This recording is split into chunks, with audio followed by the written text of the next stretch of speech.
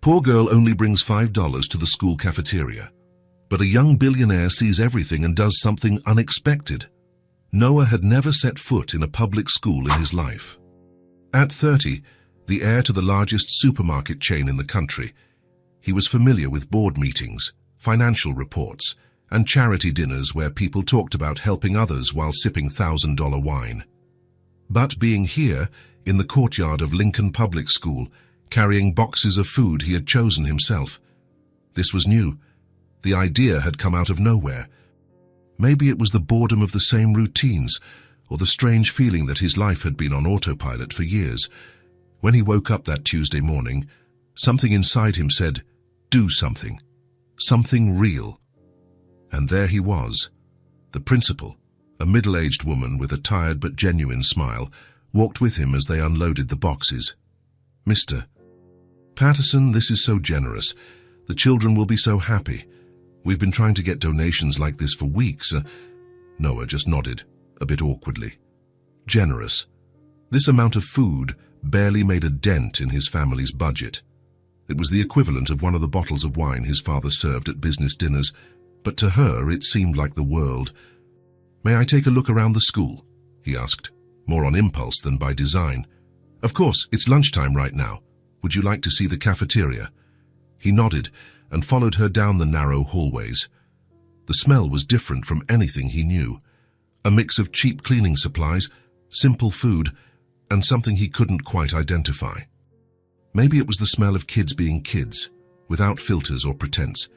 The cafeteria was a small space with blue plastic tables and mismatched chairs. About 40 children were eating and talking loudly, creating a noise that bordered on chaos but had a certain life to it. Noah stood in the corner observing.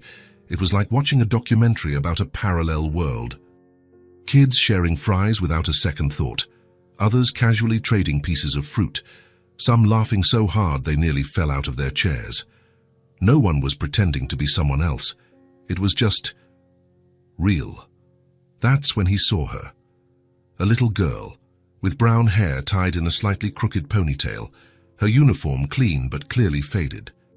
She was in line, clutching a few coins in her small hand. She was 5 years old at most and seemed focused on an important mission. Noah didn't know why, but something made him pay attention to her specifically. Maybe it was the serious way she looked at the coins. The girl reached the counter where a middle-aged employee served the children with mechanical efficiency. "Ma'am," the girl said, holding out her little hand with the coins, "can I just buy half a sandwich?" The employee stopped what she was doing and looked at her with an expression that mixed impatience with something that might have been pity. "We only sell whole ones." The girl looked at the coins in her hand, then at the sandwich, then back at the coins. Noah could see the gears turning in her little head, trying to solve a cruel math problem. How to turn a couple of dollars into a full meal. "But I only have $5, she said quietly, still holding out her hand with stubborn hope. The employee sighed, clearly torn between the rules and compassion. "Look, sweetie, you either buy the whole sandwich or—" "I'll get it, I'll pay for everything," Noah heard himself say, already walking toward the counter. The employee looked at him, surprised. The girl turned to him with big, curious, honey-colored eyes that seemed to see more than a 5-year-old should. "I want a full meal for her," Noah said, taking out his wallet. "Whatever your best is." "Oh, you don't have to, sir," the employee tried to protest, but Noah was already handing her the money. "Yes, I do." The girl kept looking at him, as if trying to figure out if he was real or had appeared by magic. There was something in her expression, a mix of surprise, gratitude, and a strange wisdom for her age. "Thank you," she said, still a bit shy, but with a natural politeness. "You're welcome, little one." The employee prepared a plate with a sandwich, cheese as ham, and a red apple. The girl took it all carefully, as if she were carrying a treasure. And then it happened. She smiled. It wasn't one of those forced smiles Noah was used to seeing at his family's social events. It wasn't a calculated or self-serving smile. It was a small, genuine, powerful smile. A smile that came from some pure place Noah had forgotten existed. For a few seconds, he was completely undone inside. "What's your name?" he asked, crouching down to her level. To Emma. "Noah, it's a pleasure to meet you, Emma." "Thank you, Noah." And his name came out of her mouth with careful pronunciation, as if it was something important. And there was the smile again. Noah felt a strange sensation in his chest, as if something had moved in there after years of being still. Emma went to sit at a table with other children, and Noah stood there a little lost. The principal approached him. "That was very kind. Emma is a special girl. She always shares everything she has, even when it's not much." He just nodded, still watching Emma divide the apple with a boy who seemed to have no lunch at all. She cut the fruit into 4 pieces and handed out 3 so's, keeping only 1 for herself. The rest of the visit was a blur. Noah talked to some teachers, saw a few classrooms with scratched-up desks, and heard about the school's needs. But his mind kept going back to that moment, the girl's smile, the simplicity of the gesture, the strange feeling of having done something that truly mattered. As he was leaving, he passed by the cafeteria again. Emma was finishing her meal, chatting excitedly with her friends. She saw him and waved, still smiling. Noah waved back and left, carrying something different inside his chest. In the car, driving back to his world of offices, he couldn't stop thinking about her. The way she held the coins so carefully, the dignity with which she asked for half a sandwich, the smile that came afterward like an unexpected gift. He arrived home, a mansion in an upscale neighborhood that had always seemed normal, and suddenly everything felt too big, too empty, too quiet. He had dinner alone at the 10-seat table, checked emails that didn't matter, and watched part of a movie that didn't hold his attention. But Emma was still there in his head, her smile, her simplicity, her truth, the natural way she shared the fruit. The next morning, Noah woke up with a strange feeling. He had dreamed of the school, the noise of the cafeteria, of Emma sharing the apple. In the dream, he was sitting at the table with them, and for the first time in a long time, he felt like he was part of something. He had breakfast looking out the window, thinking about the day ahead. A meeting with the marketing department at 9, lunch with investors at noon, a call with the regional managers at 3. The usual routine. But something was different. Something was pulling him in the opposite direction, like a magnetic force he couldn't ignore. Without planning, without telling anyone, Noah cancelled his first meeting and drove back to Lincoln Public School. He didn't quite know why. He just knew he had to go back. Noah parked his car in the same spot as yesterday and sat for a few minutes, trying to understand what he was doing there. He had cancelled an important meeting about international expansion, ignored 3 urgent calls from the office, and driven 40 minutes in heavy traffic to return to a school he barely knew. For a 5-year-old girl he had met the day before.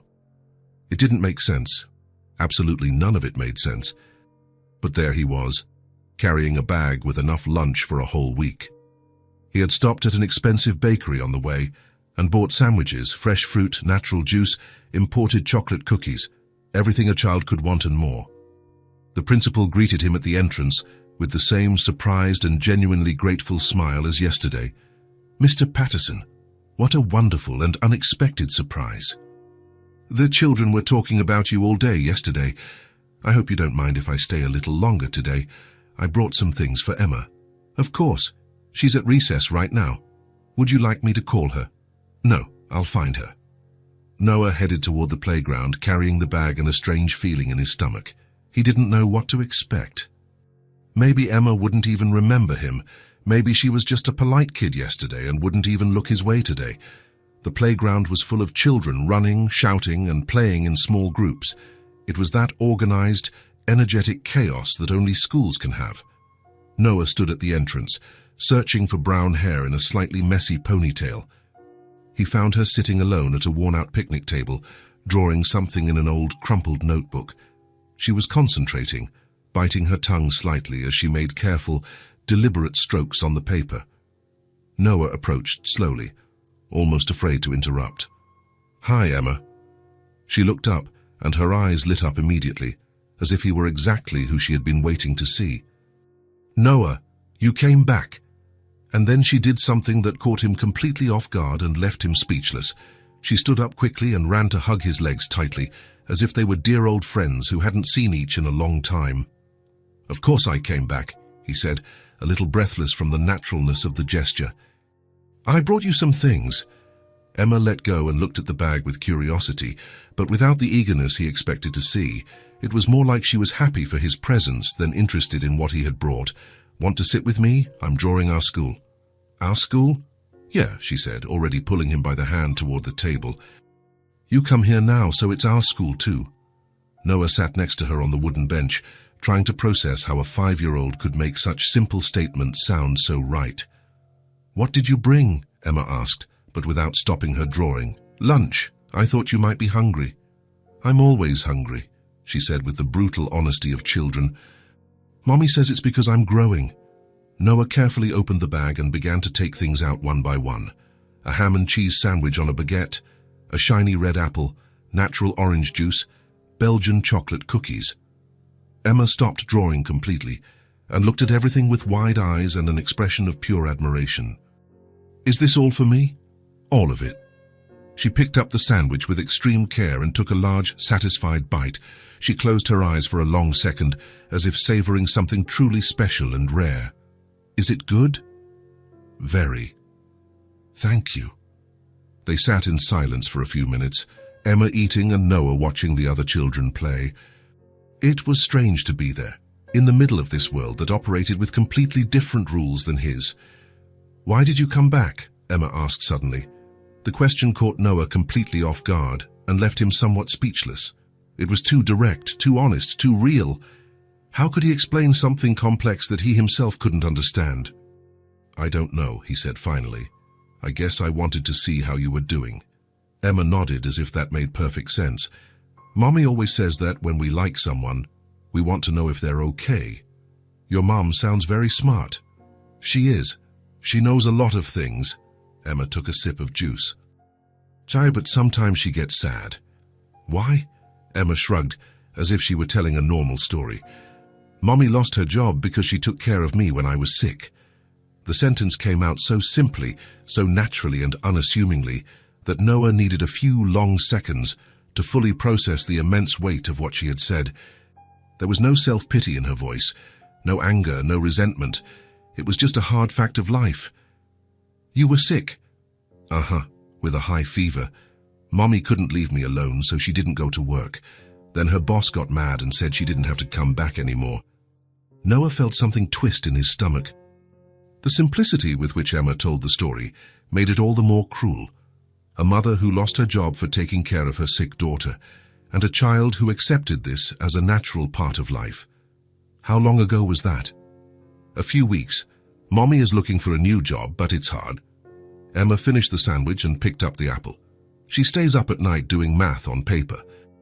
"I think the numbers don't add up, right?" Noah remained silent, trying to absorb the information. This little girl knew more about financial hardship than many adults he knew. "And you? Don't you get worried?" Emma thought for a moment, chewing on the apple. "Sometimes. Especially when it rains really hard and the ceiling drips. Then I get scared the house will fall down." The ceiling drips. "In my room, Mommy puts a pan out to catch the water. It makes noise all night. Plink, plink, plink." She imitated the sound, laughing. "Sometimes I pretend it's music." Noah was beginning to understand why he had come back. It wasn't just Emma's smile or her gratitude for the lunch, it was this. Her ability to turn real problems into almost poetic details of life. "And when it thunders, are you scared?" "A lot," Emma admitted. "I hide under the bed and count until the thunder stops. Mommy says it's just noise, but it's a very loud noise." "Does your mom stay with you?" "She tries, but sometimes she's busy trying to stop the leaks. Our house has a lot of holes when it rains." The naturalness with which she spoke about this was affecting Noah in a way he couldn't explain. There was no drama, no plea for help. It was just a child talking about her life. "Emma, can I ask you something?" "Sure." "Are you happy?" She stopped eating and looked at him with those big, serious eyes. "I think so. Mommy gives me a kiss every night and tells me she loves me. I have friends at school. And today you came to see me." She smiled. "So yes, I'm happy." And there it was again. That smile that had dismantled Noah the day before. Small, true, strong. "Do you have kids?" Emma asked. "No." "Why?" Another all-too-direct question. Noah laughed, a bit awkwardly. "I never found someone special, and I guess I never really stopped to think about it." "You'd be a cool dad." "How do you know?" "Because you bought lunch for a girl you didn't know, and you came back the next day just to see if she was okay." Her logic was simple and spot on. Noah found himself smiling for the first time in days. "You're very smart for a 5-year-old. Mommy always says that. She says I was born paying attention." They talked until the bell rang. Emma told him about the teacher who always praised her drawings, about the boy in her class who shared his lunch with her when there was extra, about how she liked math because the numbers always worked out right.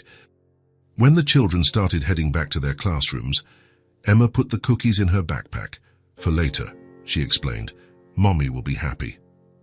"Emma, can I ask you one more thing?" "You can." "Would you mind if I came here more often?" She looked at him as if it were the most obvious question in the world. "Of course not." "I liked talking to you. Then maybe I'll stop by tomorrow." "Okay, I'll draw a picture of you this afternoon." And she ran to get in line with her class, waving at him with the same smile as always. Noah stood in the empty playground, trying to understand what had just happened. In less than 2 hours, a 5-year-old child had managed to affect him more than any business conversation in recent years. Her sincerity was like a punch to the gut. There were no filters, no ulterior motives. Emma spoke about life as it was. Difficult at times, beautiful at others, but always real. Driving back to the office, Noah couldn't stop thinking about what she had said.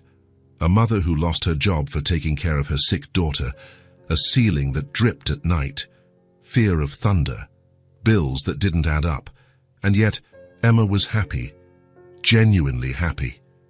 He arrived at the office late for the second important meeting of the day. His personal assistant was waiting at the door with a huge pile of urgent papers and a visibly worried expression. "Mr. Patterson, the investors have been waiting for 40 minutes. Cancel it," Noah said, walking straight past him. "Sir? Cancel the meeting. Reschedule for tomorrow." He entered his office and closed the door, leaving the assistant outside with a look of someone who no longer understood anything. Noah sat in the leather chair that cost more than most people earn in a month and looked out the window at the city below. Everything suddenly seemed smaller, less important. He thought of Emma talking about the sound of the rain on the roof as if it were music. He thought of the naturalness with which she shared her food. He thought of her smile when she saw him arrive. Something was changing inside him. He didn't know what it was yet, but he felt it. And for the first time in a long time, Noah was curious to see where this would lead. The next day, he was back at the school right on time. And the day after that, and the next, and the one after that. Always with a different and special snack. Always with the same strange and inexplicable feeling in his chest when he saw Emma run happily to greet him. They talked about absolutely everything. Emma told him about her interesting classes, her dear friends, the colorful dreams she had at night. Noah found out that she wanted to be a teacher when she grew up, that her favorite color was blue because it was the color of the sky on the happiest days, that she knew all the words to an old song her mother sang to her to help her sleep. And slowly, without consciously realizing it, Noah began to change profoundly. He started paying close attention to things he had never noticed before. The generous way Emma shared everything she had, the unique way she found beauty in the most unlikely and unexpected places, the brutal and refreshing honesty with which she spoke about real life. He was learning something fundamental that he had never imagined he urgently needed to learn. And Emma, without knowing any of this, was becoming the most important and transformative teacher he had ever had in his life. Noah had spent 3 weeks visiting Emma at school. 3 weeks of shared lunches, conversations on the playground, and a growing sense that this little girl was changing something fundamental inside him. That Thursday, Emma was quieter than usual. She played with her food instead of eating, and her eyes seemed lost somewhere far away. "Everything okay?" Noah asked, sitting next to her at their usual recess table. Mommy's worried, Emma said, poking at her sandwich with little interest. She thinks I don't see it, but I do. Worried about what? Emma shrugged with that childlike naturalness that hasn't yet learned to hide feelings. Money, work, grown-up stuff. She finally took a bite of her sandwich. She looks at papers on the kitchen table and sighs a lot. Noah felt a tightness in his chest. Over these weeks, he had heard fragments of Emma's life, the dripping ceiling, the bills that didn't add up, the mother looking for a job, but always filtered through her innocence, transformed into almost poetic stories about life. Now seeing the real worry in the girl's eyes, the situation felt more concrete, more urgent. Emma, he said, choosing his words carefully, do you think your mum would let me meet her? Maybe. I could help you guys out. Emma stopped chewing and looked at him with those big, attentive eyes. You want to meet my mommy? I do. If she wants to meet me too. Emma thought for a moment, as if weighing something important. She bit her lower lip, a habit Noah had noticed she had when she was concentrating. She's very nice. You'll like her. A pause, and I think she'll like you too. Why do you think so? Because you're nice to me. And Mommy always says that people who are nice to kids are really good people. The simplicity of Emma's logic always surprised Noah. No complications, no hidden motives, just raw truth. So I can meet her. You can. Want to come over today after school? Noah nodded, feeling a strange mix of nervousness and anticipation. He didn't know what to expect, but he knew he had to do this.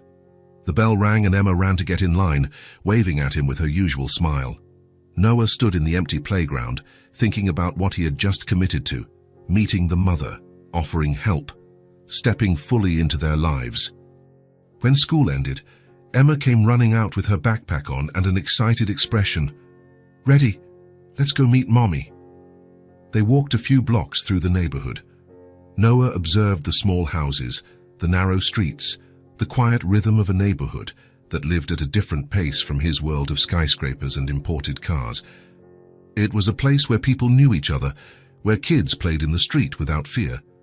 Emma chattered away, telling him about math class, about the drawing she had made for her mom, about the cat that always slept on the corner of their street. That's it, she said, pointing to a small two-story house painted light blue. Mommy painted it last year. She said blue is the color of hope. The house was simple, but there was something welcoming about it. The paint was a little faded by time and weather, but the windows were clean and there were pots with simple flowers on the small porch. You could see the care in every detail, from the clean doormat to the neat white curtains. Emma opened the door with her own key, an act of independence that surprised Noah. Mommy, I'm home and I brought a visitor, a female voice answered from somewhere in the house. A visitor? Emma, you know you have to tell me before... The voice stopped as a young woman appeared in the living room. Noah guessed she was around 25. Dark brown hair tied back in a practical ponytail, tired but kind green eyes, simple but well-kept clothes. There was a natural, unadorned beauty about her. She looked at Noah with surprise and the natural caution of a single mother. Mommy, this is Noah. Remember I told you about him? He's my friend from school. Lauren, Noah assumed that was her name, extended her hand politely but maintained a respectful distance. I'm Lauren. Nice to meet you. Noah Patterson. The pleasure is all mine. There was a moment of awkward silence. Emma, oblivious to the tension, dropped her backpack and went straight to the kitchen. I'll get some water. Do you guys want some? I'll have some, Noah said. Lauren gestured toward the small living room sofa. Please, have a seat. The room was small but meticulously tidy. Simple furniture, but everything in its place. A few pictures of Emma on the walls in cheap but well-chosen frames, books stacked on a makeshift shelf of bricks and wood, a colorful, handmade-looking blanket on the sofa. Noah sat down, and Lauren stood for a few seconds before deciding to sit in the armchair opposite him, maintaining a polite distance. Emma talks a lot about you, she said, with a mix of gratitude and concern in her voice. The lunches, the conversations, you've been very kind to her. She's a special girl, smart, affectionate. She is. Lauren smiled for the first time, and Noah could see where Emma had inherited that genuine smile. Sometimes the things she says surprise me. Emma returned with 3 glasses of water and sat on the floor between them, as if it were the most natural thing in the world. I can make coffee, Lauren offered. If you'd like. I'd love some. As Lauren headed to the kitchen, Emma whispered to Noah, she makes the best coffee in the world. She learned from my grandma. The coffee arrived a few minutes later, served in small, simple cups, but with careful ceremony. Lauren sat down again, this time a little more relaxed. Emma tells me you work in an office, she said, taking a sip of coffee. Yes, I handle the administrative side of a company. Noah kept his answer vague, not wanting to sound boastful. She nodded, without asking more questions. There was no invasive curiosity or interest in the details of his financial life. It was just polite conversation. And you? Noah asked. Emma mentioned you're looking for work. Lauren's face closed off slightly. It wasn't hostility, but a natural defense of someone who has learned to protect her own dignity. I am. I used to work as a cashier, but... She glanced at Emma, who was drawing on the floor. I had to take care of Emma when she got sick. I ended up losing my job. I'm sorry to hear that. It happens. Lauren shrugged with a dignity that impressed Noah. I'm looking for something new, something will turn up. They talked for almost an hour. Few words, a lot of mutual respect. Lauren said little about herself, but Noah could sense the strength behind her simplicity. There was no self-pity, no pleas for help, just a woman doing what needed to be done to take care of her daughter. Emma showed him some drawings, talked about school, and asked her mother to sing the song Noah had mentioned. Lauren sang quietly, a little embarrassed, but her voice was sweet and in tune. Mommy has a beautiful voice, Emma said proudly. She really does, Noah agreed, and Lauren blushed slightly. The conversation flowed naturally. Lauren told him how Emma had learned to read on her own at age 4, about her daughter's antics, about how she always shared everything she had with her friends. She has too generous a heart sometimes, Lauren said, looking at Emma with affection. Last week she gave her entire lunch to a boy who forgot his at home, and she went hungry. She pretended she wasn't. I only found out later. Noah watched the interaction between mother and daughter. There was a palpable love there, a connection that went beyond words. Emma felt safe, loved, despite all the difficulties they faced. As Noah was getting ready to leave, Lauren walked him to the door. Thank you for being so kind to Emma, she said. It means a lot to her. To both of us? She's easy to like. She is, Lauren smiled again. Sometimes I wonder where she gets so much joy, considering... She didn't finish the sentence, but Noah understood. I think she gets it from you, he said. Lauren looked at him, surprised. From me? The way you take care of her, how you've turned this house into a home, how you face difficulties without losing your dignity. Emma learned to be strong by watching you. Lauren's eyes filled with tears, but she blinked them away quickly. Thank you, she said simply, and there was a world of meaning in that word. Noah said goodbye and walked back to his car, carrying a strange feeling in his chest. The entire drive, he couldn't stop thinking about the house, the conversation, the simple coffee served with care. He got home, and the mansion seemed even emptier than usual. Dinner alone at the big table, the TV on low volume, the heavy silence of the empty rooms. But his mind was in the small house with blue walls, in the way Lauren had served coffee with simple ceremony, in the way Emma had sat on the floor between them as if Noah were part of the family, in the honest, unpretentious conversation. For the first time in his life, Noah felt he had found something he didn't know he was looking for, a truth he had never lived. The truth of a home where love was more important than luxury, where mutual care was worth more than any bank account, where simplicity wasn't a lack, but a conscious choice to value what truly mattered. And Noah knew, with a strange and comforting certainty, that he wanted to be a part of that. The visits became frequent. What had started as a casual meeting to get to know Emma's mother turned into a routine that Noah didn't even realize had begun. The first week after meeting Lauren, he showed up twice. The second, 3 times. By the third, he was going there almost every day after work. There was no planning, no formal invitation. It was just natural. Noah always arrived with something: fruit from the farmer's market, fresh bread, sometimes just empty-handed with a smile. Lauren stopped being surprised by his presence and started automatically preparing coffee for 3. Emma was the one who made everything easier. She didn't ask questions about why Noah was always there. To her, he was simply part of the place now, like the kitchen table or the living room sofa. One Tuesday afternoon, Noah found Emma on the living room floor, surrounded by crayons and sheets of paper. "What are you drawing today?" he asked, sitting on the rug next to her. "Our family," Emma said without looking up from the paper. Noah looked at the drawing. 3 stick figures, a woman with long hair, a little girl, and a tall man, all holding hands in front of a blue house. "Can I help?" "You can. You can make the clouds. I don't know how to make nice clouds." Noah picked up the light blue crayon and began to draw clouds on the paper. He hadn't done something so simple in years. He had forgotten how relaxing it was to think of nothing but making a circle look like a cloud. "Like this?" he asked, showing her what he had done.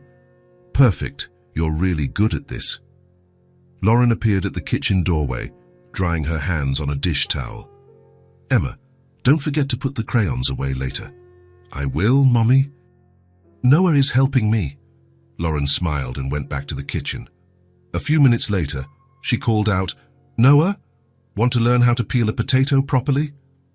It was a strange question, but Noah got up and went to the kitchen. Lauren was at the sink, a mountain of potatoes beside her. "You peel them all wrong," she said, laughing.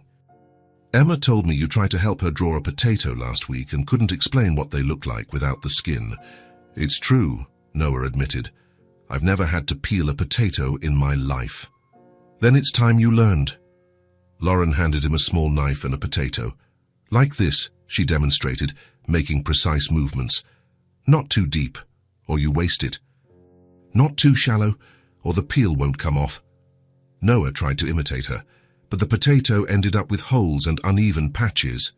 "No," Lauren laughed, taking his hand to guide the knife. "Let me show you." Her hands were small and rough from work, but warm. Noah focused on the movement of the knife, trying to ignore how strange and comfortable it felt at the same time. "Now you do it," she said, letting go of his hand. They stayed in the kitchen for an hour, peeling potatoes and talking. Lauren told him how she had learned to cook by watching her grandmother, about the early days with baby Emma, when she didn't know if she was doing everything wrong. "There were nights she cried so much that I cried right along with her," Lauren said, peeling another potato. "I had no idea what I was doing. I read books, asked other moms at the clinic, but every baby is different." "You managed on your own." "I had to. I had no choice." There was a quiet strength in her voice that always impressed Noah. It wasn't bitterness nor self-pity. It was just the observation of someone who did what needed to be done. Emma came running into the kitchen. "I finished the drawing. Want to see?" They went to the living room, and Emma showed them the final result. The drawing was colorful, with a blue sky full of clouds, flowers in the yard, and even a smiling sun in the corner. "It's beautiful," Lauren said. "Noah made the most beautiful clouds in the world," Emma said proudly. Noah looked at the drawing and felt a strange sensation in his chest. It had been so long since he had felt useful for something that truly mattered. The weeks passed like this. Noah helping Emma with her homework, teaching her to make paper airplanes, listening to the stories she made up about the characters in her drawings, Lauren cooking while they played, sometimes joining them on the rug to do puzzles or play checkers. It was a simple routine, but there was something in it that Noah had never experienced before. A sense of belonging that didn't depend on money or status. It was just being there. One evening, after helping Emma brush her teeth and pick out her clothes for the next day, Noah was getting ready to leave when she pulled on his sleeve. "Noah, can I tell you something?" "Of course." Emma looked at him with those serious eyes that sometimes made Noah forget she was only 5 years old. "I like it when you come over. "It feels warmer here." The sentence came out so simply, so truly, that Noah was speechless for a few seconds. "Warmer?" "Yeah. Before you came, it was just me and Mommy. It was nice, but it was kind of too quiet. Now you're here and it's better." Noah knelt down to her level. "I like being here too." "So you'll keep coming?" "If you guys want me to." Emma smiled and hugged him tightly. "We do." After Emma went to sleep, Noah and Lauren sat in the living room drinking tea. It was such a normal domestic scene that it seemed surreal to Noah. There was no agenda, no specific goal. It was just two people sharing the end of the day. "She was telling the truth," Lauren said suddenly. "It feels warmer when you're here." Noah looked at her, surprised by her honesty. "For me too, it's strange, but I feel at home here." "It's not strange. This house is small, but there's room for those who want to stay." They talked a bit more about simple things. Lauren told him about the new job she'd gotten at a bookstore, about how well Emma was doing in school, about her plans to fix the roof before winter. It was in these conversations that Noah understood what he had been missing his whole life. It wasn't luxury or adventure. It was this: someone to share the small details of life with, someone who cared if he had eaten properly at lunch, if the traffic was heavy, if he had slept well. A week later, on a rainy afternoon, Emma was playing with dolls on the rug while Noah and Lauren drank coffee at the kitchen table. The rain tapped against the windows, and the house was wrapped in that cozy silence that only rainy days can create. It was then that Noah asked the question that had been on his mind for weeks. What about her father? Lauren stopped with her cup halfway to her mouth. For a moment, Noah thought he had crossed a line. "I'm sorry," he said. "You don't have to—" "No, it's okay." Lauren put the cup down on the table and looked at Emma playing in the living room. "He left when he found out I was pregnant. Never came back." The answer came with a serenity that surprised Noah. There was no anger, no resentment. It was the voice of someone who had grown tired of waiting for something that was never going to happen. "Did you try to contact him?" "At first, yes. I sent messages. I called. When Emma was born, I tried again." Lauren shrugged. "He made it very clear he didn't want to be a part of this." Emma laughed at something she was doing with her dolls, and Lauren smiled automatically at the sound. "It was for the best," she continued. "Emma doesn't know rejection. To her, family is just me and her, simple." Noah was silent, processing the information. He tried to imagine a man who could abandon Emma before even meeting her, and couldn't understand it. "It must have been hard," he finally said. Lauren looked at him for a long moment before answering. "I was 19. No family nearby. No money. I did everything alone. I cried entire nights while pregnant, scared. There were days I didn't know if I would eat or pay the gas bill. But I would look at the ultrasound, and I kept going." Her voice was laden with a restrained emotion that made Noah understand she rarely spoke about this. "There were days I would sit on the bathroom floor and cry until I couldn't anymore. So I thought about giving up, about giving her up for adoption, about doing anything that would be easier than trying on my own." Emma appeared at the kitchen door, holding a doll. "Mommy, Bella is hungry. Can I give her a cookie?" "You can, sweetie, but just one, okay?" Emma nodded and went back to the living room.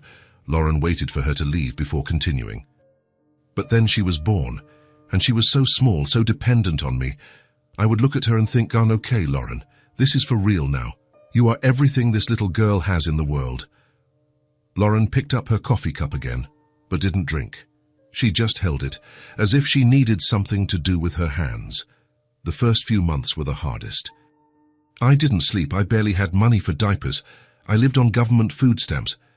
But Emma, she was such a good baby. Cried very little, smiled a lot. It was as if she understood we were in this together." Noah listened in silence, touched by a story that no one saw, but that he knew many women lived. Women who made impossible choices every day, who raised children with love and willpower, who turned desperate situations into homes full of affection. "You're an amazing mother," he said. "I do what I can. Some days are better than others. Emma is lucky to have you."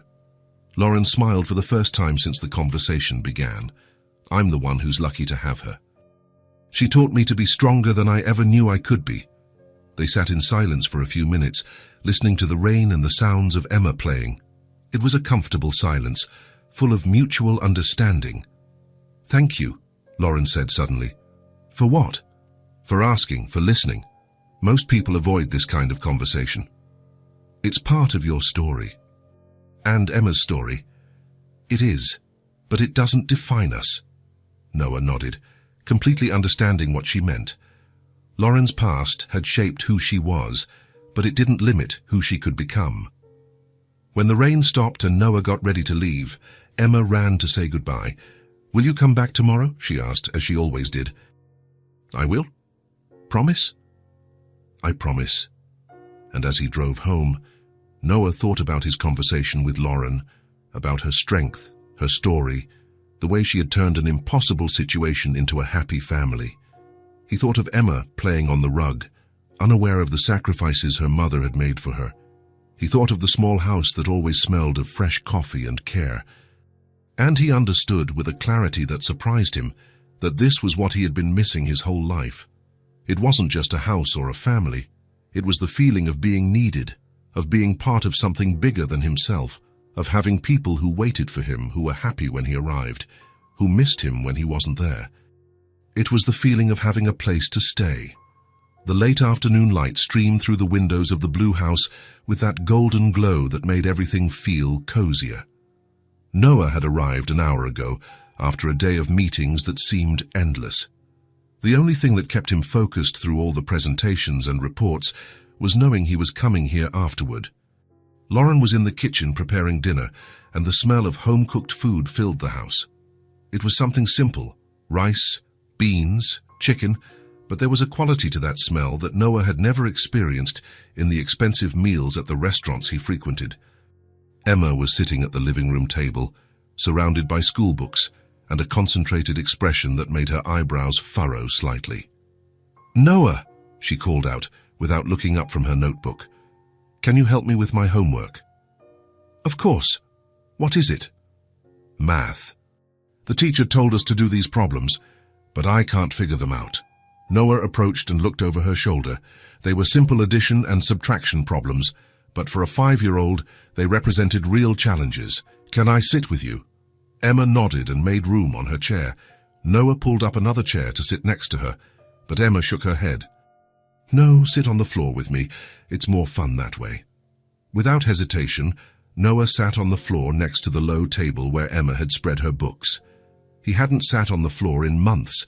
He had forgotten how different the world looked from that perspective, smaller, closer, more accessible. "What's the first one?" he asked. 3 plus 4, Emma said, pointing to the paper. "I know it's 7 2, but I don't know how to explain how I know." Noah smiled. It was exactly the kind of problem a child would face, intuitively knowing the right answer, but not being able to explain the process. "Want me to show you a way to be sure?" Emma nodded enthusiastically.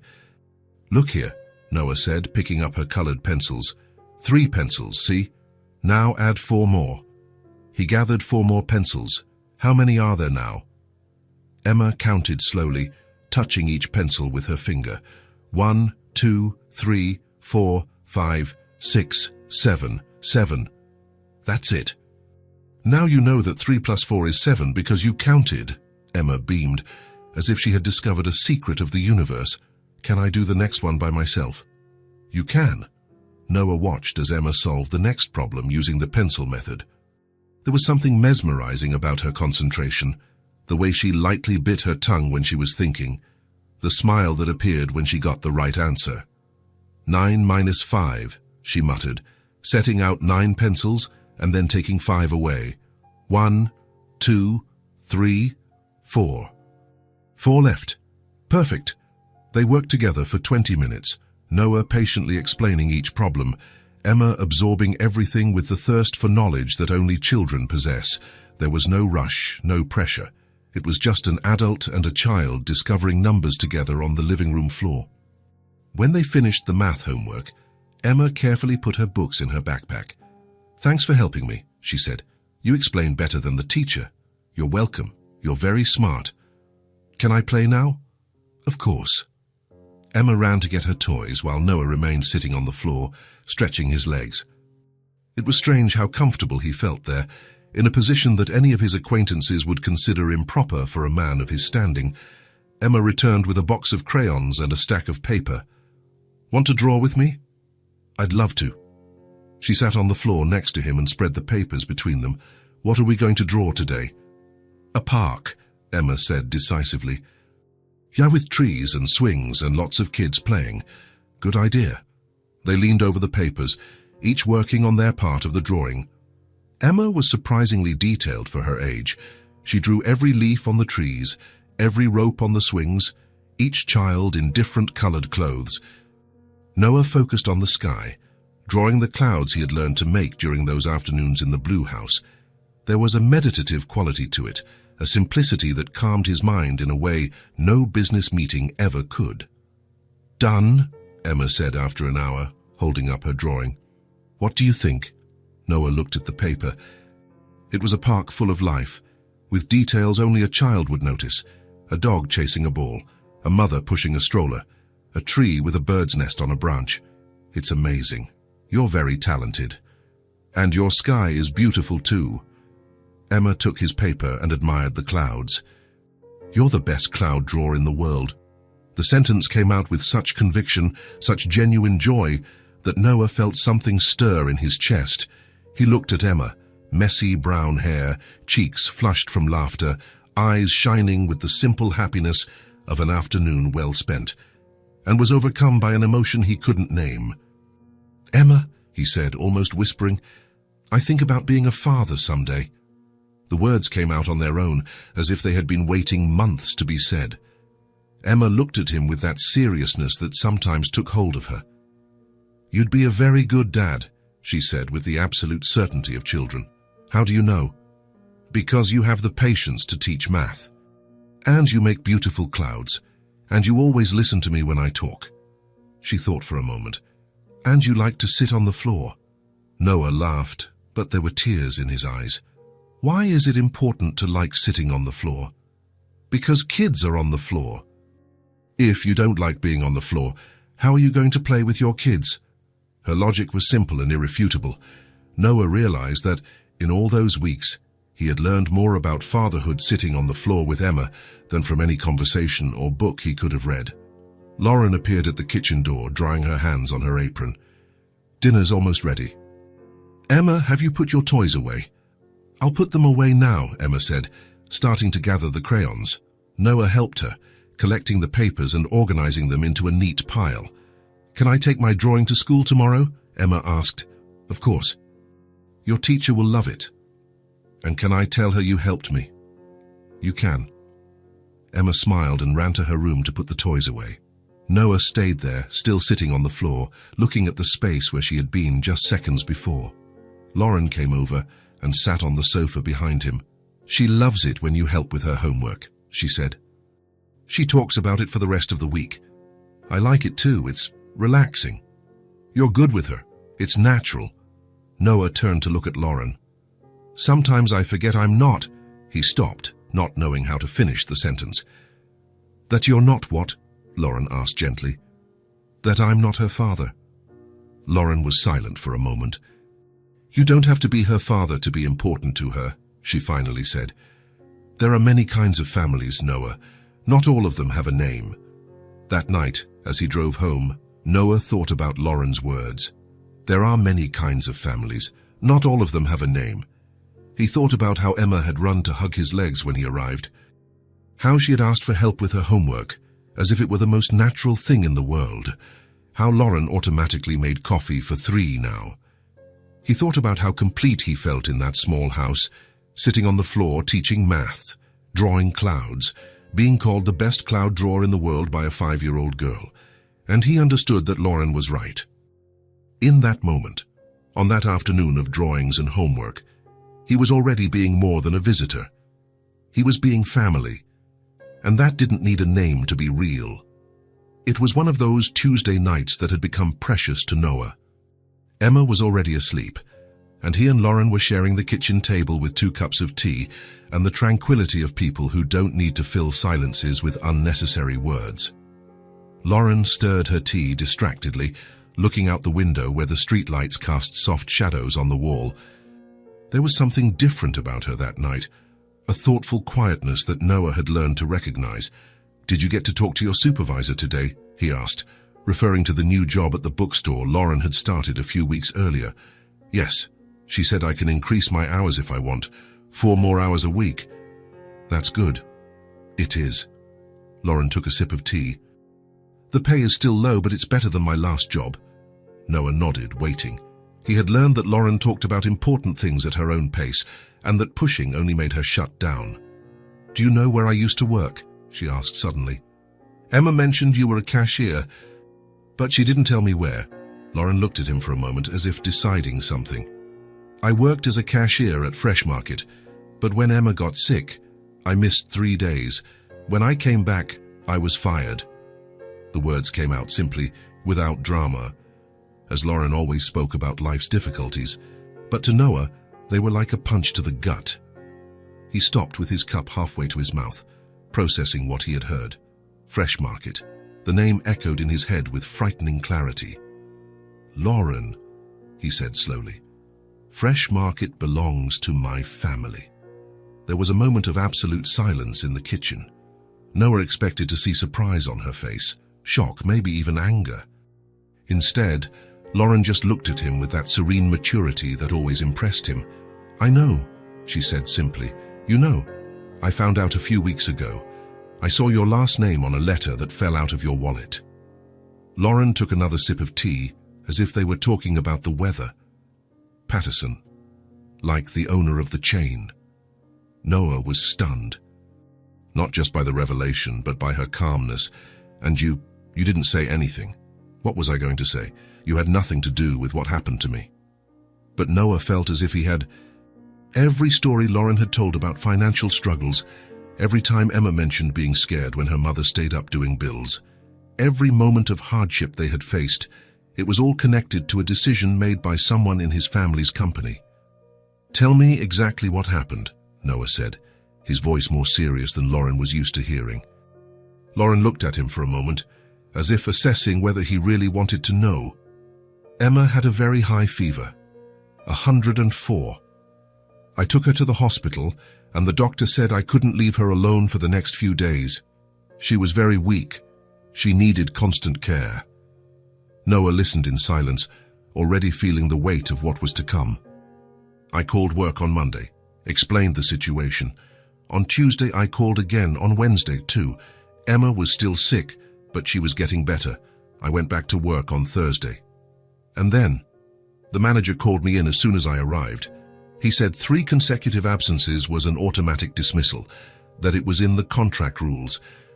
He didn't even ask about Emma, didn't even want to see the doctor's note I had brought." Lauren said all this with her usual neutrality, but Noah could see the old pain behind the words. "I tried to explain that it was a medical emergency, that Emma is little, that I had no one to leave her with, but he said a rule is a rule." "Who was the manager?" "An older man. Grey hair, I don't remember his name." Noah knew all the managers in the chain. From the description, it was probably Robert Chen, manager of one of the downtown stores for over 10 years. "And after that?" "After that, I packed my things and left. I had a little money saved, so the first few weeks were difficult." Lauren glanced toward the room where Emma was sleeping. "But we managed." The simplicity with which she summed up weeks of hardship made something twist in Noah's stomach. He thought of all the times he had sat in meetings discussing human resources policies as if they were just numbers on a spreadsheet. "Lauren, that was wrong, completely wrong," she shrugged. "It happens. It wasn't personal." "But it was personal. An employee asking to take care of her sick daughter shouldn't be treated like that. The company has rules. The rules were wrong." Noah stood up from his chair, agitated. "A mother taking care of a sick child isn't an unexcused absence. It's parental responsibility." Lauren watched him move around the kitchen but said nothing. "How old were you when this happened?" 24. Emma was 4. Noah did the math quickly. It had been a year. A year that Lauren and Emma had faced financial difficulties because of a cruel policy from the company he helped run. "I'm going to fix this," he said, stopping in front of her. "Noah? No. I'm going to fix it. It was wrong, and I'm going to fix it." Lauren looked at him for a long moment. "You don't have to do anything for me. I didn't tell you this so you would help me. I know, but I'm going to help anyway." "Why?" The question caught Noah by surprise. He could give several answers. Because it was the right thing to do. Because the company policy was wrong. Because Lauren deserved justice. But the truth was simpler and more complicated than that. "So because you're important to me," he finally said. "Because Emma shouldn't have gone hungry because of a stupid rule. Because you shouldn't have been punished for being a good mother." Lauren was silent for a moment. "And how are you going to fix it?" "First, I'm going to find out exactly what happened. Then I'm going to change the policies so this doesn't happen to anyone else. And," he hesitated for a second, "I'm going to offer you your job back if you want it." "I don't want my job back." The quick response surprised Noah. "You don't?" "I'm happy at the bookstore. I like what I do there. The pay is lower, but the environment is better." Lauren smiled faintly. "Besides, it would be weird for you to be my boss after all this." Noah laughed despite the seriousness of the moment. "Yeah, it would be weird." They sat in silence for a few minutes, processing the conversation. Lauren finished her tea and took the cups to the sink. "Are you sure you want to get into this?" she asked, her back to him. "Your family might not like it. My family will have to understand that some things are more important than profit." Lauren turned to look at him. "You've changed a lot since you started coming here. For the better. Definitely for the better." Noah moved closer to her. "Lauren, I need you to know that this doesn't change anything between us.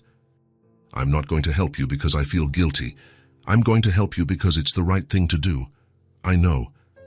And it doesn't change how I feel about you and Emma." Lauren looked him directly in the eyes. "How do you feel about us, Noah?" The question hung in the kitchen air. Noah knew the answer, but he also knew that once he said it, there would be no going back. "I feel like you're my family," he said simply. Lauren smiled, not the polite smile she gave to strangers, but the genuine smile she reserved for important moments. "So you'll fix this not for us, but because it's who you've chosen to be?" Noah nodded. "Exactly." And for the first time since he had discovered the truth, he felt at peace with what he had to do. Noah didn't sleep well all week. Since the conversation with Lauren about Fresh Market, he couldn't get the injustice of what had happened out of his head. Every time he watched Emma play or helped Lauren with something around the house, he thought about how they had struggled because of a cruel policy from his family's company. On Friday morning, he walked into the Fresh Market headquarters determined to resolve this once and for all. The 20-story building had always been a symbol of success for Noah. Now, riding the elevator up to his father's office on the top floor, he felt different, as if he were seeing everything with new eyes. Margaret, his father's secretary for 15 years, smiled when she saw him. "Good morning, Mr. Noah. Your father is in a meeting with the regional directors, but he should be done in a few minutes. I need to speak with him, and with a few managers too. Something urgent. Very urgent." Margaret noticed the serious tone in his voice and made a few calls. 20 minutes later, Noah was sitting in a conference room with his father, Richard Patterson, the head of human resources, James Miller, and 2 regional managers. "What's so important that it couldn't wait until Monday?" asked Richard, a 58-year-old man who built the Fresh Market empire from scratch and had no patience for unscheduled meetings.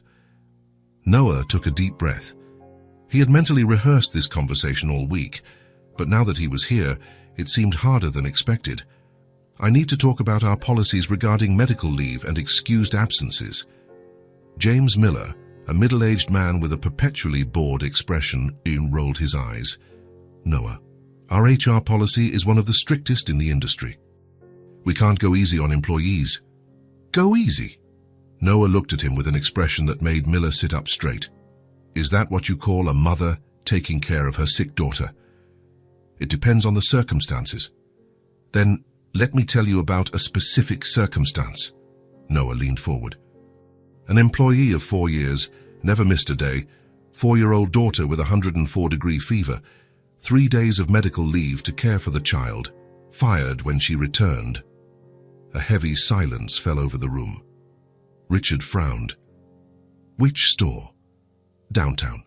Manager Robert Chen. Oh, I remember that case, said one of the regional managers. Yeah, the employee didn't follow the proper protocol. What protocol? Noah's voice was getting harsher. Leaving a 4-year-old child with a fever alone. Noah, Richard tried to intervene. You can't question every managerial decision. I can and I will when that decision is inhumane. Noah stood up. She was punished for taking care of her daughter. This cannot continue. James Miller let out a sarcastic laugh. And what do you suggest? That we give unlimited vacation to everyone who claims to have a sick kid? I suggest we treat our employees like human beings, not like numbers on a spreadsheet. This is business, Noah, Richard said, and not a charity. And who said that being human and doing business are mutually exclusive? Noah looked around the table, seeing the skeptical expressions on the faces of men he had known for years. They were smart, successful people, but there was something about them that bothered him now, a coldness he hadn't noticed before. Do you have children? He asked suddenly.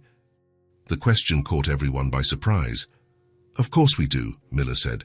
And if one of your children got sick today, would you come to work? That's different. Why? Because you're executives and she was a cashier. Is a parent's love for their child worth less depending on their salary? Richard sighed. Noah, what are you getting at? I want to rehire Lauren Hayes with a fair salary, job security and respect, and I want to implement new policies to protect single parents across the entire chain. The silence returned to the room. This time, more tense. You know this employee? Miller asked, with an insinuating tone. I do. And that doesn't change the fact that she was treated unfairly. Noah, Richard leaned forward, you can't use your position in the company to solve personal problems. This isn't a personal problem, it's a moral one.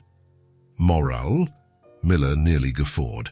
Since when does morality pay the bills? Noah stared at him. Since always. You're the ones who've forgotten that. The tension in the room was palpable. Noah knew he was crossing a line, but he no longer cared. What policies, exactly, do you want to implement? Asked one of the regional managers, trying to be practical. Paid leave for parents caring for sick children, on-site daycare for employees with young children. Flexible hours for single mothers, a policy of no termination for family emergencies. That will cost a fortune, Miller said, and it will save a fortune in employee turnover, lawsuits, and a bad reputation. Richard was quiet, studying his son with an expression Noah couldn't decipher. And if I say no? He finally asked. Nice, then I'll implement these policies in my division of the company. And when the results show that happy employees are more productive employees, you'll have to explain to the shareholders why the other divisions are falling behind. It was a veiled threat, but everyone understood. Noah had a significant stake in the company and the power to make unilateral changes in his area. Miller shook his head. This is blackmail. This is business, Noah said, using his father's words. I'm just being smarter than you. Richard stood up and walked to the window, looking out at the city below. After a few minutes, he turned around. You've changed, Noah. For the better. I don't know yet. Richard returned to the table. But you're determined. I'll give you that. So? The woman doesn't want her job back. How do you know? Because you just said you know her. If she wanted to come back, she would have already talked to you about it. Noah realized his father was right. Lauren had made it clear she was happy at the bookstore. So then we implement the policies to protect other employees in the same situation. And the precedent this will set, Miller asked, everyone will start using a sick kid as an excuse. So we create protocols, doctor's notes, a limit on days, follow-ups, but with humanity, not cruelty. Richard was silent for a long moment. Dad, you have a written proposal? I will by Monday. And a budget? That too. And what if this goes wrong? If productivity drops? If costs skyrocket? Noah looked directly into his father's eyes, then it's my fault. But if it works, if our company becomes a benchmark for the humane treatment of employees, if we can attract and retain the best talent because we're known for taking care of our people, then you'll have to admit that humanity and profit aren't enemies. Richard nodded slowly. Monday, 8 in the morning. You present your full proposal. If it makes financial sense, we'll implement a pilot program in 3 stores. And if it works, we expand it to the entire chain. Noah felt a wave of relief and determination at the same time. Thank you. Don't thank me yet. You'll have to prove every penny spent. I will. As Noah left the room, he knew he had changed something fundamental in the company's dynamics, and more importantly, he knew he had taken the first step to ensure no employee went through what Lauren had. It wasn't just for Lauren and Emma. It was for all the families who needed someone to remember that behind every employee was a real person, with real children, with real problems, and that taking care of those people wasn't charity, it was the right thing to do. 3 weeks had passed since the tense meeting at the Fresh Market office. 3 weeks of hard work, detailed presentations, and spreadsheets that Noah created and revised, until he could prove that treating employees with humanity was not only morally right, but also financially smart. The pilot project had been approved. 5 stores in the chain would implement the new policies to support single parents. And more importantly, Noah had achieved something he hadn't even expected, a special position for Lauren if she wanted it. That Thursday afternoon, he drove to the Blue House carrying more than the fruit and cake he usually brought. On the passenger seat, a manila envelope contained the proposal that had taken weeks to be developed and approved. He parked in front of the house and sat in the car for a few minutes, mentally rehearsing what he was going to say. He didn't want Lauren to feel pressured or as if she were receiving charity. This was justice, pure and simple. Emma opened the door before he even knocked, as she always did when she heard the sound of his car. Noah, did you bring cake? I did. And a few other things. What things? You'll see. Where's your mum? In the kitchen, she's making soup. It smells really good. Noah followed Emma into the kitchen, where Lauren was stirring a large pot on the stove. The smell really was good. It was one of those home-cooked smells that made the whole house feel more welcoming. Hi, Lauren said, looking over her shoulder. You're early today. I left work early. I had something important to take care of. Lauren turned off the stove and turned to him, noticing something different in his tone of voice. Everything okay? More than okay. Noah placed the cake on the table and held up the envelope. So can I talk to you? Emma was climbing onto a chair to get a better look at the cake, but Lauren distracted her. Emma, want to go play for a little bit while I talk to Noah? We'll have cake later. Can I have a little piece now? You can. Emma cut a small piece of cake and ran off to the living room. Lauren and Noah were left alone in the kitchen. What is this? Lauren asked, looking at the envelope. Noah took a deep breath. Remember I said I was going to fix what happened to you at Fresh Market? I remember, but Noah, I already told you. I know you don't want to go back there, and this isn't that. He handed her the envelope. It's something different. Lauren hesitated for a moment before taking the envelope. She opened it slowly and took out the papers inside. Noah watched her face as she read, seeing gradual surprise give way to something between disbelief and emotion. What is this? She asked, still reading. Your position, readjusted, with full benefits, and more security. Lauren looked up from the papers. Employee Wellness Coordinator. It's a new position we created. You would be responsible for implementing and supervising the new support policies for working families in all the stores in the chain, Noah. The salary is 3 times what you earned as a cashier. Full health insurance for you and Emma. On-site daycare for her when you need it. Flexible hours. And most importantly, he paused, you would be helping other families avoid what you went through. Lauren was silent for a long moment, rereading the papers. Is this real? Completely real. You don't have to decide now, but I accept. The answer came so quickly it surprised them both. "Are you sure?" Lauren carefully folded the papers and put them back in the envelope. "I'm sure." She looked at him with a silent gratitude that said more than any words could. "Thank you." "You don't have to thank me. You're going to work hard for this." "I know, and I want to work hard." "Work." "I want to help other people." Emma appeared at the kitchen door with chocolate on her mouth. "Can I have more cake?" "You can," Lauren said, still processing what had just happened. "In fact, I think today is a day to celebrate." "Celebrate what?" Emma asked. "Mommy got a new job," Noah said.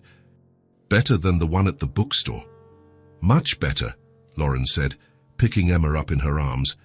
That night, as Emma played on the living room rug and Lauren prepared things to start her new job on Monday, Noah realized how much everything had changed. Not just Lauren's job, but everything. The first change was obvious: financial security.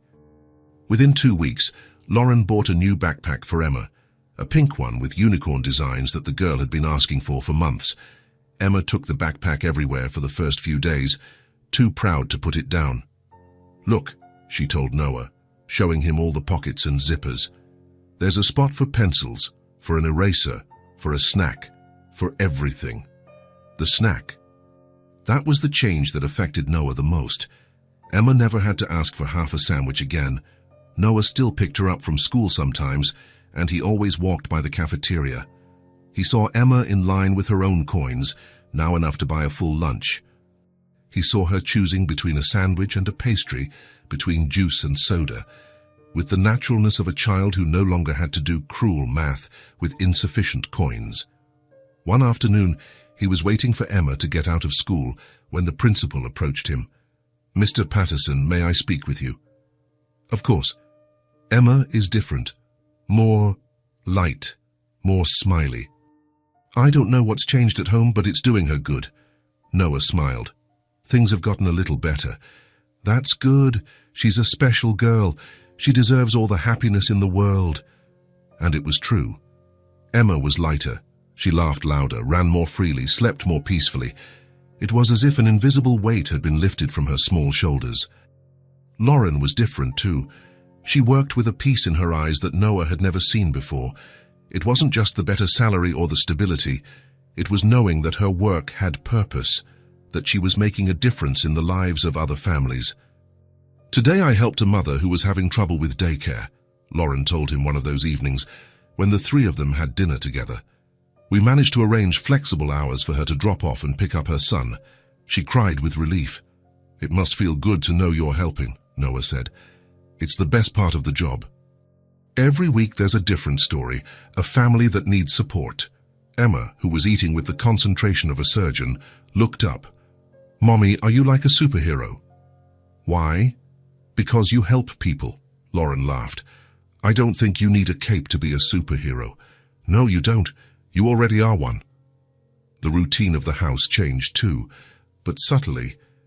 Lauren no longer stayed up late doing bills on paper. Conversations were no longer interrupted by worries about money. There was a tranquility in the air that made everything seem easier. And Noah kept coming. Not every day, like before, but regularly. On Tuesdays, he always arrived with some cake or pastry he had stopped to buy on the way.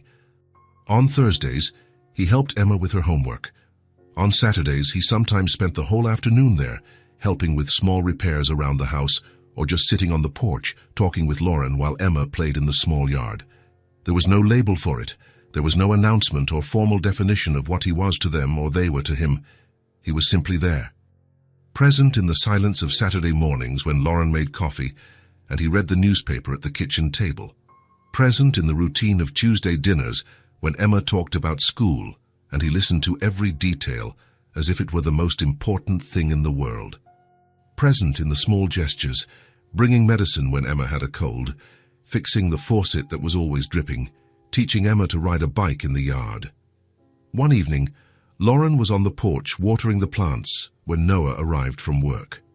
It was one of those warm summer nights when the air was heavy with the smell of flowers and the promise of rain. "Is Emma asleep already?" he asked, sitting in one of the plastic chairs on the porch. "An hour ago she was tired." "And you? How was work?" Good. We implemented the extended paternity leave policy in 3 more stores today. How many fathers will benefit? About 15 just in those stores. It doesn't seem like much, but it's 15 families. That's a lot. Lauren smiled and continued watering the plants. They sat in silence for a few minutes, listening to the neighborhood sounds. TVs on, children playing in the street, a dog barking in the distance. Noah, Lauren said suddenly. Yeah. Thank you. For what? For everything. For the job, for the security, for being here. You don't have to thank me. Yes, I do. You changed our lives. Noah looked at her. Even in the dim light of the porch, he could see the sincerity on her face. You changed mine, too. For the better. For much better. Lauren put the watering can down and sat in the chair next to him. Sometimes I think about what our life was like before. Emma asking for half a sandwich, me doing bills on paper until 2 in the morning, not knowing if I'd be able to pay them. And now Emma buys a whole lunch and still shares it with her friends. Now I sleep peacefully, now, she paused. Now we have you. The sentence hung in the air on the porch. Noah felt something stir in his chest, something warm and comforting. You always had me, he finally said, from the very first day. I know, but now it's official. Official? Lauren smiled. Emma drew you in the family tree for school. Noah laughed. Really? Really? She put you next to her drawing and mine, as if you were... She didn't finish the sentence, but she didn't need to. They knew what Emma had understood even before the adults did. That family doesn't need a signed paper or an official ceremony. Sometimes family is just someone who shows up every day, who worries when you're sick, who celebrates when you're happy. Someone who is present in the silence, in the everyday, in the gesture. Can I see the drawing? Noah asked. It's on the fridge. Want to see it now? I do. They went into the quiet house and to the kitchen. On the refrigerator door, among drawings of flowers and paid utility bills, was Emma's family tree. 3 stick figures, holding hands, smiling under a big green tree, and underneath, in the careful handwriting of a 5-year-old, my family, Mommy, me, and Noah. Noah looked at the drawing for a long moment. It's right, he finally said. What is? The drawing. It's right. And it was. Because sometimes the best families are the ones that form slowly, without rush, without demands, that grow naturally like well-cared-for plants, nurtured by small gestures of affection and constant presence. Sometimes the truest family is the one that doesn't need a name to exist, and that's what matters most. Sunday afternoon was especially quiet in the Blue House. It was one of those days when time seemed to slow down, as if the whole world had decided to take a break to breathe. Emma had spent the morning playing in the yard, chasing butterflies and making up stories for her dolls. Now she was stretched out on the living room sofa, sleeping with the naturalness of children who get tired from living every moment so intensely. Noah and Lauren were sitting at the kitchen table, sharing a cup of coffee that had been cold for an hour. It didn't matter. The conversation was more important than the temperature of the drink. She's growing up so fast, Lauren said, looking at the sleeping Emma.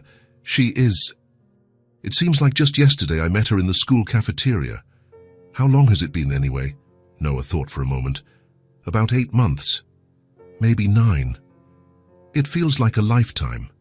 For me, too. They watched Emma in silence. She was lying on her side, one hand under her face and the other hugging a teddy bear that Noah had given her for her 6th birthday. Remember the party? Lauren asked, whispering so as not to wake Emma. How could I forget? She made sure to invite the entire class. And you made sure to buy a cake for 50 people. Noah chuckled softly. She deserved a perfect party. Lauren took a sip of the cold coffee and made a face. This coffee is awful. Want me to make a fresh pot? No need. It's fine like this. In truth, Noah wasn't even paying attention to the coffee. His mind was drifting over the past few months, replaying moments that had become precious to him. What are you thinking about? Lauren asked. About how much everything has changed. For the better. Much for the better. Noah looked at her. I never imagined I would find a place where I felt so Right, Lauren smiled. Right how? Like I belong here, like my whole life before this was just preparation to get to you two. It was a big confession, and Noah knew it. But on that quiet afternoon, with Emma sleeping on the sofa, it felt natural to say it. You've always belonged here, Lauren said simply. Always. From the very first day, Emma knew. It took me a little longer to understand, but Emma knew. Noah looked again at the sleeping Emma. Her brown hair was messy, and there was a paint smudge on her t-shirt. And you? He asked. When did you know? Lauren thought for a moment. I think it was the day you taught me how to peel potatoes. Or maybe when you sat on the floor to help Emma with her drawings. It wasn't one specific moment, it was gradual. Gradual is good. It is. The best things happen slowly. They sat in silence for a few minutes, each lost in their own thoughts. Lauren, he said suddenly. Yeah.